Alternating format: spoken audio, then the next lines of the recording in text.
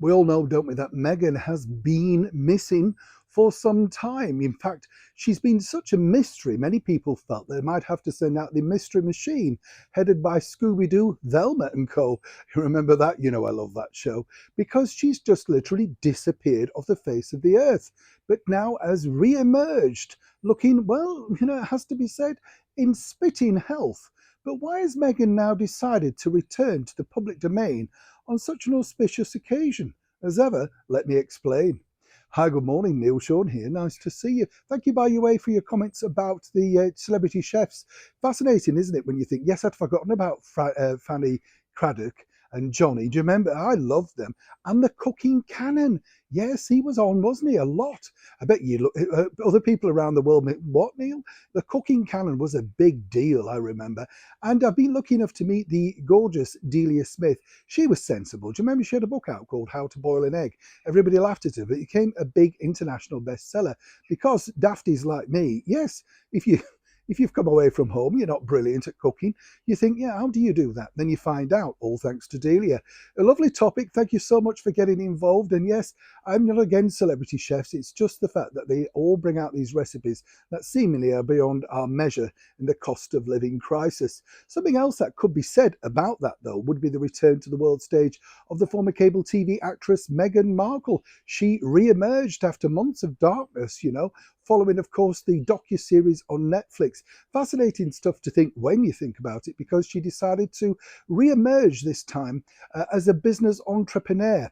If you remember, about 2 years ago now, she decided, along with Prince Harry, and some might say his money, to invest in Clever Blends. This is a vegan latte coffee company or something, Yes, whatever.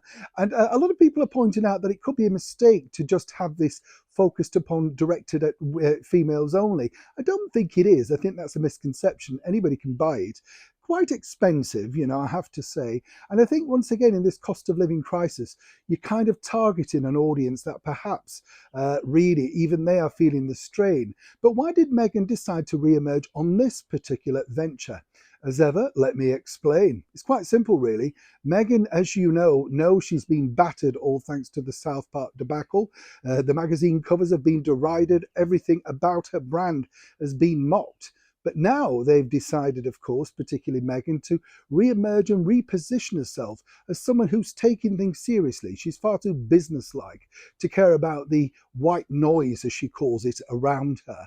And this really is a way of saying, I've invested in a company, I'm checking up on that investment. And the bottom line is, this will give all the sort of entrepreneurs out there, particularly female-bound entrepreneurs, inspiration to see that this is what you can do, what you can achieve with the backing, of course, of someone like Meghan Markle. The bigger problem, of course, is this.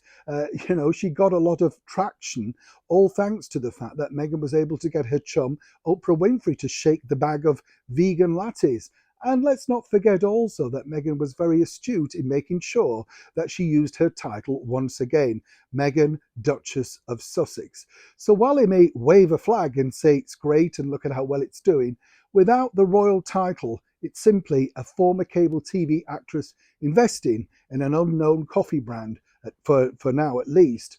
But thanks to that title, once again, the world knows about it. As a lot of people have been saying, basically, the quicker the titles are removed, the better, because the bottom line is, without the title, would people still be as interested?